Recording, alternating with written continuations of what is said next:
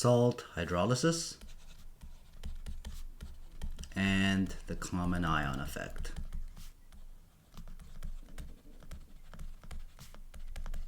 Let's first look at salt hydrolysis, and then we'll be following that with the common ion effect. Salts are electrolytes and they dissociate in water.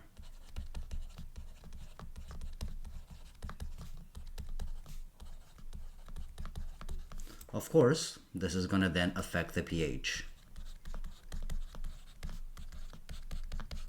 Okay, the potential of hydrogen, the power of hydrogen, and then of course this dissociation is going to then create its associated anions and cations.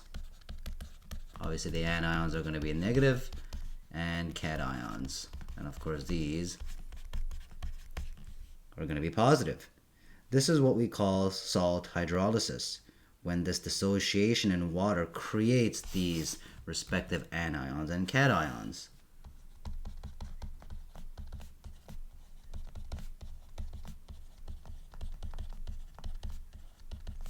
Now there are going to be three types we're going to be looking at. The first one we'll look at is neutral salt hydrolysis.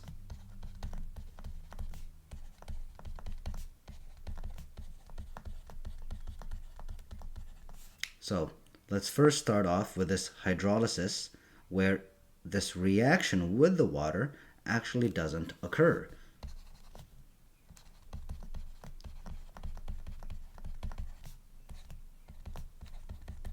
I'll just put RX in for reaction. With the water doesn't occur.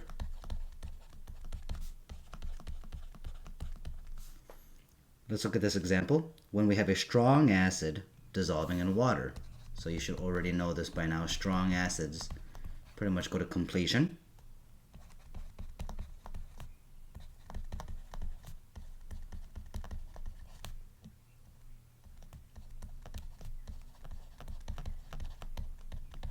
Let's have HNO3, so this is nitric acid, and we're going to add it with a base, H2O, and of course this one is going to be a liquid state, and then we're going to be doing our reversible reaction. Of course, we know that this here is our strong acid, so let's label that as such. If there is an acid, that means there has to be a respective base with it. So then this acid, it's going to donate a proton, okay, and that's obviously going to come over here. So if this donates a proton, then whatever is formed after it donated this H, this proton, it becomes a conjugate base. So I can put a conjugate base over here, and then this becomes now NO3. Now we have less positives now, right, because we lost that positive, so we're going to be a little bit more negative now, so we're just going to be putting a negative symbol over there. Of course, this is going to be an aqueous because it's now dissolved with this water. And then, of course, this receives that proton, so it will now become H3O+. It's a little bit more positive because it received that H, so now it's a positive up there. And then, of course, whatever is formed after that H got added is known as the conjugate acid. There we have it. Now, we have to check a chart. Now, you should have already known about this chart in the previous video. The link is in the description if you have no idea what I'm talking about, where we looked at the strength of acids and the strength of base. Let me show it to you here. We're going to compare the two different bases over here, our NO3- and our H2O. We're going to look for them on the chart. Which one is going to be more basic? Well, we have NO3- over here, okay, our nitrate polyatomic ion, and we have our H2O right below it. As we can see here in the arrow, it says the increased basic strength goes downwards, which means our H2O is going to be stronger. So this H2O is going to be greater. It's stronger than this conjugate base of our nitrate. So when we check this chart and we see which base is stronger, it's obviously going to be the H2O.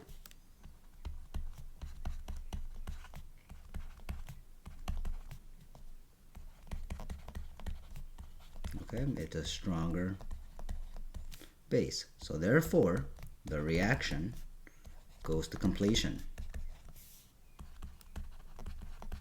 So we could obviously tell that if the reaction does not go to completion, this means that whatever conjugate base it needs to be greater, stronger than the base of the water.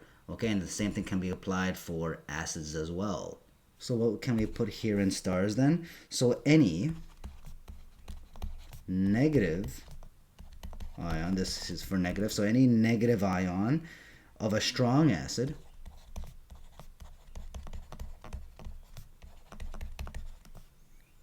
weaker than H2O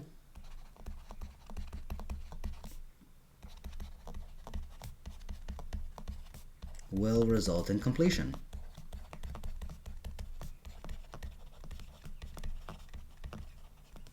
So this here is the negative ion of the strong acid. So this here is the strong acid. So again, this negative ion that is produced from this acid over here is going to be weaker base than this H2O.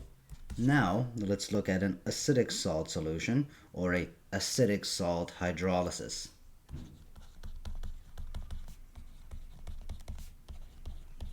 I'll just put this here for solution. Okay, so let's have hydrolysis going on.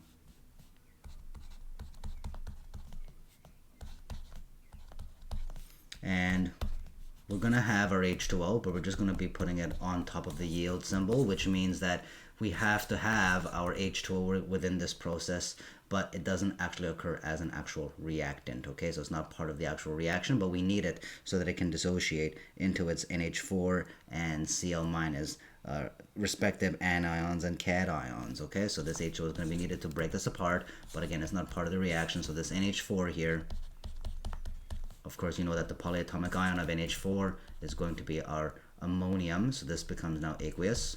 And of course, this one has to be negative. Okay, we know that it's negative because it is a non-metal anyway. Okay, so we have our AQ over there.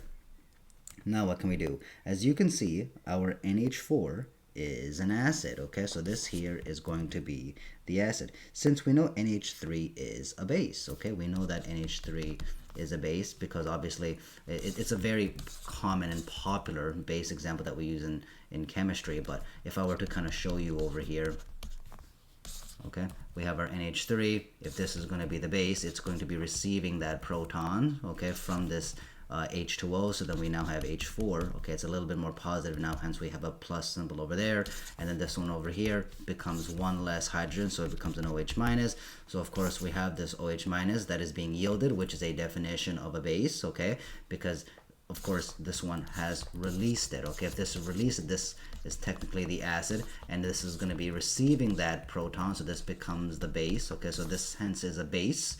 Okay, and of course this one, because it received the H over here, what would this be called? This would now be called the conjugate acid. And then whatever got removed, okay, this removed that H plus, whatever is left over after it removed that is now becoming the conjugate base, right? So of course we have a release, a yield of hydroxide, despite not even having a hydroxide within any of the reactants. Okay, if you're still confused, see the previous video in the link in the description about acids and bases. But pretty much we can now understand why we can assume that NH3 is a base. So this here is going to be then our acid. So let's put this as our acid then. Then our Cl minus is then going to be the base. So what are we going to do? Well, let's get this NH4 plus and add it with water, okay? Because it's obviously going to have to react in that water, because again we're literally drenching this and dunking them in water. Okay, so eventually this is going to react with water. So this NH4 plus AQ is going to then react with the water. And what is it going to create? Okay, by the way, we're not going to be doing the Cl minus just because Cl minus is an extremely weak base and hence won't even react with the water. Okay, so now what happens? Okay, if this is an acid, it's going to donate a proton, right, towards the base, because bases accept the proton. So of course, if this is going to donate the proton, this now becomes NH3. Then our H3 over here is going to get what? It's going to become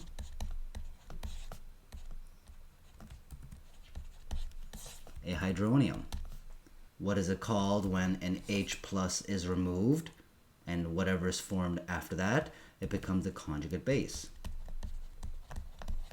So then for this one, what is it called? When it receives that proton, then it's going to be called a conjugate acid, okay? So this then becomes called conjugate acid. Now, what are we going to do? Well, let's look at which one is going to be stronger, okay? Is this base going to be stronger than this base? Well, we're just going to be looking at the chart again. And what can we see over here? Well, we can find our H2O from last time, so that's easy to find. Do we see NH3 anywhere? Yep, we see it right over here. Okay, so let's compare this H2O and the NH3. Of course, this NH3 is much further down. Okay, it's a lot more basic. So this one is going to be greater than this H2O. So of course, this means that it's not going to go towards completion. And this also therefore means that this is not going to be a neutral salt solution like we just saw in our previous example. It's going to be the opposite. It's either going to be acidic or it's going to be basic. Of course, we can tell that this is definitely going to become acidic because we see here that the hydronium has been released. It's been yielded, right? So because H3O plus is produced, it is an acidic solution.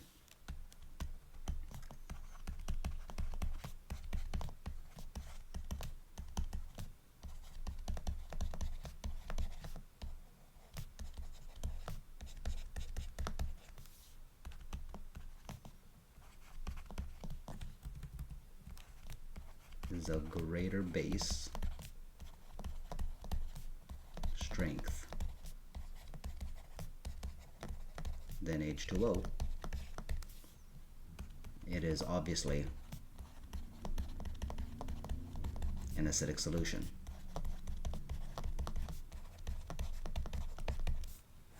Now let's look at the third one, our basic salt hydrolysis.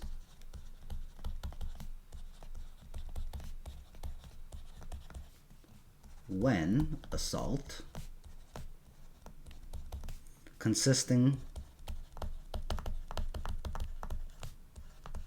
of the anion of a weak acid and the cation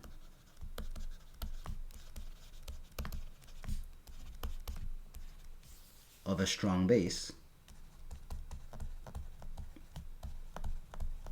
dissociates in water,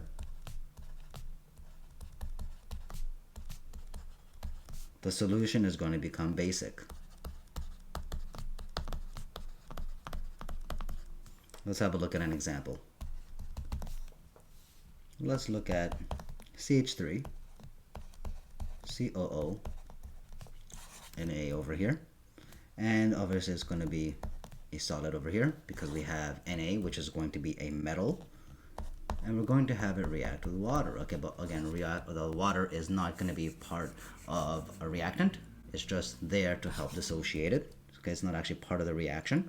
So then what's going to happen? Obviously, they're going to be breaking apart over here. Okay, so of course, this CH3 COO is going to become its former polyatomic ion of acetate.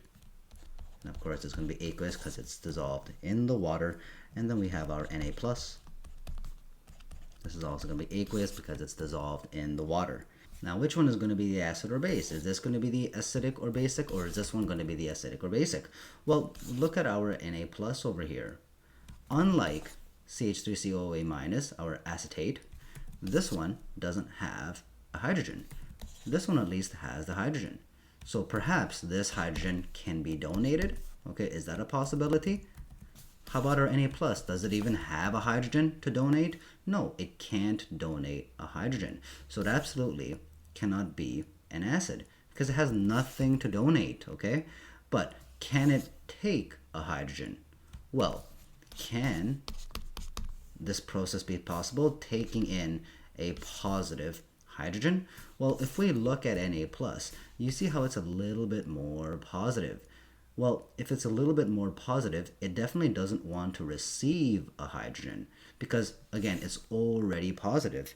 If it's already too positive, it won't want any more positive protons or hydrogens. There's no point, okay? So this Na, if it tries to accept it, it's going to be very, very tough. So if this Na plus can't even donate a proton because it doesn't have an H, and it definitely does not want to take in a positive, okay, because it's going to be very difficult to do so. So then what's going to be happening? We're actually not going to be using this Na+. What we're actually going to be using is our acetate. So let's have a look at this question. Let's get this acetate and then put it back down, and let's have it continue to react with our water, because obviously they are dunked in water. So what's going to be happening right now? Well, of course, this is going to be a little bit more negative right now. So if it's a little bit more negative, what's going to happen? Is it going to take a proton, or is it going to give away a proton? If it's a little bit more negative, that means it received an electron, right? If it received an electron, it's probably going to want to take another proton to just balance things out, right? So of course, it's going to want to take that proton. So of course, then this one is going to become CH3COOH because it received that proton from this one over here. So it's no longer going to have a negative. Okay, it's more neutral right now. Then what's going to happen to this one? It's now a little bit more negative because it released that proton. And this is going to be our kind of small little reaction equation over here. So how can we determine if this is basic or acidic? It's obviously going to become basic because we have our hydroxide that has been produced. Therefore, it is more basic since our hydroxide is produced. Now, of course, all of these reactions, RX stands for reaction, all these reactions result in a change in pH. So if that's the case, what the heck is a buffered solution?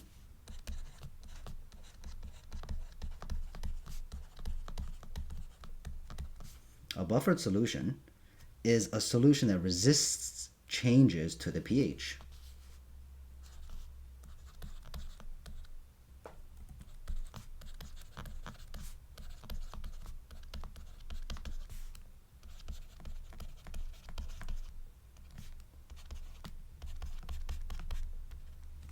So if I were to give you an example of a beaker over here, and another beaker over here, and another beaker over here, and let's say all of them are starting off with a pH of 5. Okay, so a 5 pH, a 5 pH, and a 5 pH. So it's a little bit acidic, okay?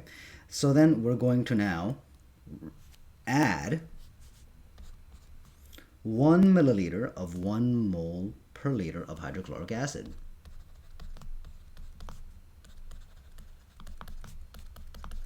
Okay, and I'm going to be adding over here 1 milliliter of 1 mole per liter as well, but not of hydrochloric acid, but of NaOH. Okay, so it's going to be basic. What's going to be resulting? Well, obviously this is our control group, so nothing really changes, so we'll just leave this over here. But this one and this one, what's going to happen to this 5 pH? Okay, this is no longer going to become a 5 pH, and now we have a 2 pH. Okay, so it's obviously a lot more acidic right now, and this one over here is going to become, let's say, 12 pH. Okay, so this 12 pH is going to be a lot more basic. Now, what is a buffered solution though? Okay, so if I were to take this in contrast with a buffered solution, instead of a 5 pH, I'll just write this out again.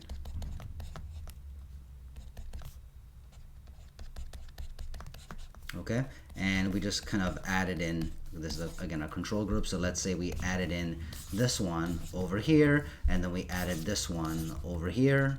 Okay, so let's add those. What's going to happen now if we have a buffered solution?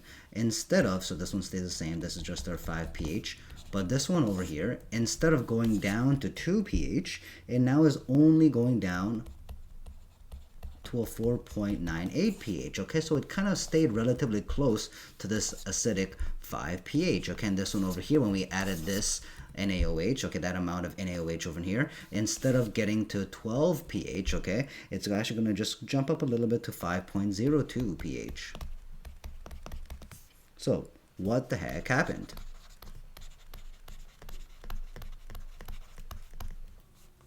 A buffer solution was added to both the middle and right side beaker this time. Okay, now why is this important? This means that a large quantity of acid was added to react with any base. Large quantity of acid was added over here to react with any base. Okay, this was the base that got added in, right? So it was to react with any of this that got added in later. Same thing, if we were to use this as an example, a large quantity of base was added over here in order to react with any added acid coming on later. So this would be the acid coming on later. So putting in the base over here in order to react with that, and putting in the acid over here in order to react with that, so that it doesn't deviate too far away from what we wanted to kind of buffer and resist its change of its baseline 5 pH. And hence this is kind of what I wrote over here on the side for you to kind of look at and reference to. But if this is what happened, then how was the pH maintained? Because if you were to add some acid over here of large quantity in order to neutralize any incoming base that was going to be added in later on, so then wouldn't this not be at a 5 pH? Wouldn't this be a lot lower, like at a 2 pH, okay? Because you got to add in that large quantity of acid, okay? Same thing over here. If we wanted to add a large quantity of base over here to neutralize this HCl later on, wouldn't this 5 pH be jumping up to a very, very high base number? Why is it just staying at 5 pH? Why are all of these staying at 5 pH? Obviously this is a control group, right? But how is this and this be pretty much the same as our control group of a 5 pH? How does this make sense? Well, it's because they contain a mixture of a weak acid and its conjugate base.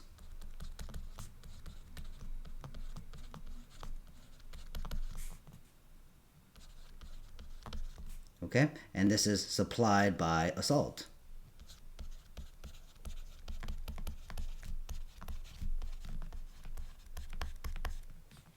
And its weak base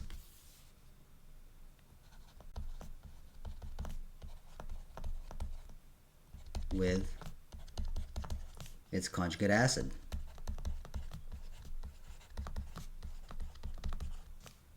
Also supplied by a salt.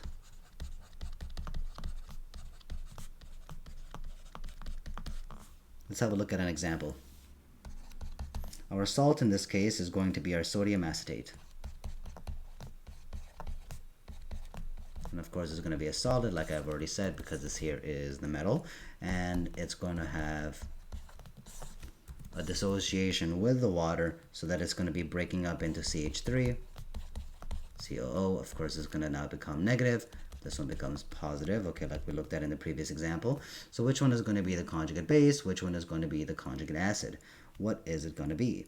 Well, remember, if this is going to be the salt supplication, then what is going to be the actual acid or base that is already within the solution?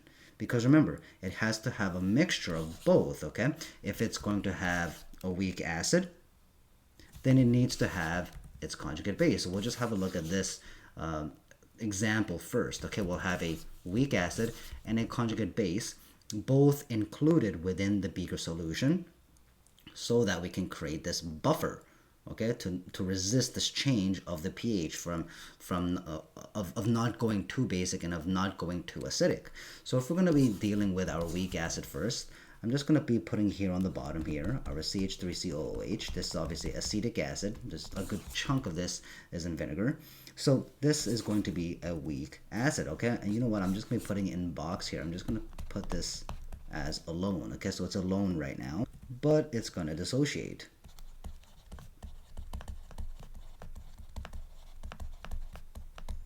So if it's going to dissociate, let's get this thing over here, our CH3COOH, and let's put it with our water. What's going to happen? Remember, this is our acid, right? So let's write acid over here. And this here is going to have to be our base. If this is going to donate this proton over here, then what is it going to become? It's going to become just acetate. And then that H goes over here, so now we have H3O.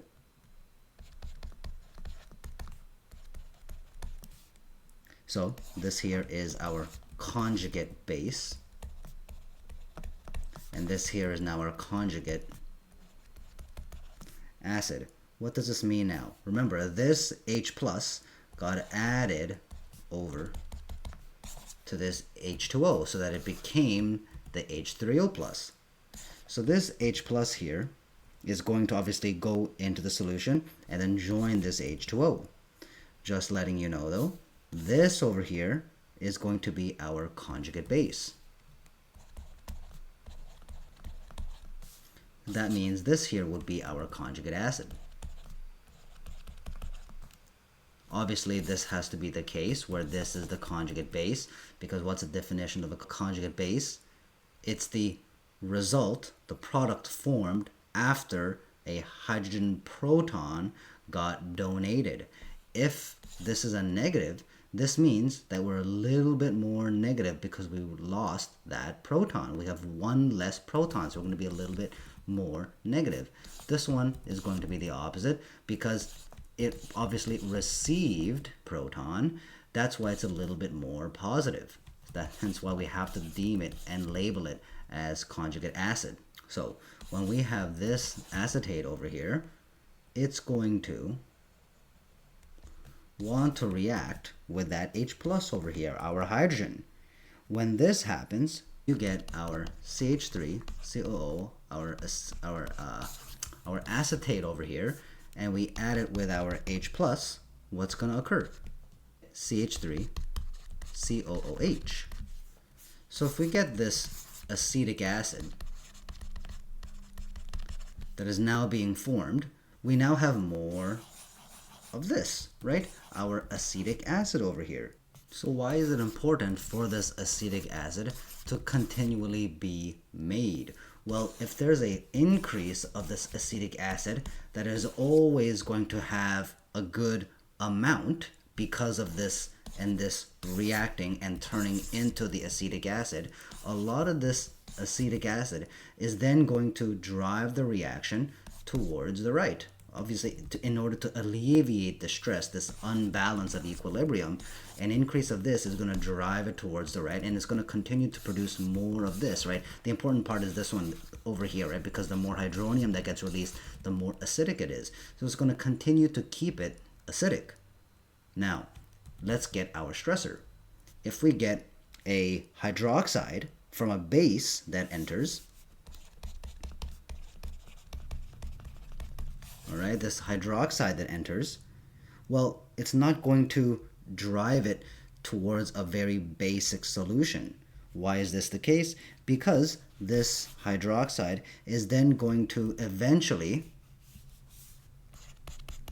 react with our acetic acid, because we have so much of this acetic acid that is being formed, as we see over here. So eventually this hydroxide is going to encounter a lot of this acetic acid.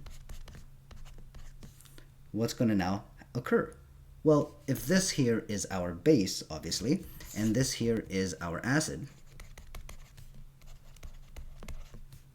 this is going to obviously receive a proton, okay, from this acetic acid. So then we end up getting H2O. It's no longer going to be negative because it received that positive. And this CH3COOH now becomes CH3COO minus our acetate. So if this, our base, is what is receiving that proton, what is formed after it receives it it becomes a conjugate acid. And this one, remove that proton. What is that then going to be called when it's whatever is formed after it removes a proton? It becomes a conjugate base. As you can see, H2O is quite neutral, and this obviously altogether overall means that whatever OH comes in, it's going to be neutralized in a way where an H2O is formed, so that the overall reaction continues to produce this hydronium, because obviously this is going to continuously be produced. As we can see over here, this is going to drive it towards the right, and then more this hydronium is going to constantly be in the solution, so it's going to stay acidic regardless of how many hydroxide is going to enter. As long as we have a good chunk of this acetic acid that is continuously being made, it's going to continually yield this hydronium. And then of course any of this OH that enters and reacts with our acetic acid is just going to neutralize into a neutral water over there. So we could deem that this hydroxide, if this hydroxide doesn't get canceled out over here to produce a neutral water, then this would result in more hydroxide being in the solution. So thankfully, this hydroxide wouldn't result and remain in the solution because this was created instead. So I want to look at this question over here. Describe a scenario in real life in which a buffer solution might be used. A good example could be our blood. Now why? It has a carbonate ion and a hydrogen carbonate ion system. In case you're confused, let's look over here. When we have a lot of H2O, a lot of CO2 inside our blood, obviously, if they react, we end up getting H2CO3. And of course, this here, you should know, is called carbonic acid. If we have carbonic acid over here, it could go backwards and go form H2O and CO2. But what can it also do? It could also result in HCO3, 1 minus, which would be our hydrogen carbonate ion, as well as another H plus. So obviously this whole reaction can occur. Is it going to go towards this way, or is it going to go towards this way? Let's look for our common ion that is going to be the center of both an acidic reaction and a basic reaction. So let's take this one over here. This here is actually our common ion effect. Let me prove it as to why. If we have our HCO3, 1 minus our hydrogen carbonate, and then we add it with, let's say, hydronium, what's going to occur? Well, this here is going to be a little bit more negative. So this means that it can take an H from this H3O, because if it's a little bit more negative, it doesn't mind taking a positive in order to become neutral and to balance out. So this H plus is going to go into there. It's going to favor taking it, okay, from this H3O plus hydronium. So then we end up just getting 2 H's. We've now balanced it out, so we don't need this negative anymore. And then what happens over here? Well, this just becomes H2O.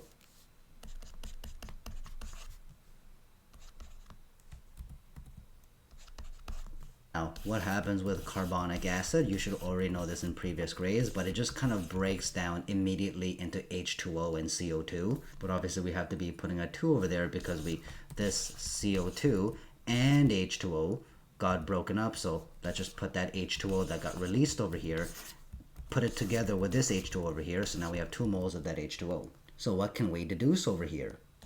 If this H3O plus increases too much, where is this drive of reaction going to go towards? It's going to obviously go towards the right. Hence why we have this 2 H2Os being produced. Now, if we were to take it from another approach, let's get our common ion over here, and we're now going to use it in a basic method, what's going to occur? Well, unlike this one where we had this one remove a proton, let's let it take it. So then it's going to be given over here. So this OH minus over here now becomes H2O. So that means this H is no longer going to be here. It's going to be removed. So now we just have CO3, okay? Because if we are getting rid of a proton, we're going to be even more negative. One more negative. We are already at a negative over here. So one more of that negative is going to add on top of this one. So we now get 2 negative. And as you can see over here, an increase of this hydroxide is going to, again, drive it towards the right. And as you can see, this one produces the H2O to neutralize. This one produces this H2O here to neutralize as well, which is exactly what our blood wants. We don't want it to be too acidic. We don't want it to be too basic. So these are our 3 green questions of the day. This is the first one. This is the second one. This is the third one. So I'm giving you 3 today. Okay, so you should be happy about that. Please try these on your own, and I'll be giving you the answers shortly. Pause the video. This is the answer to the first question. This is the answer to the second question. This is the answer to the third question.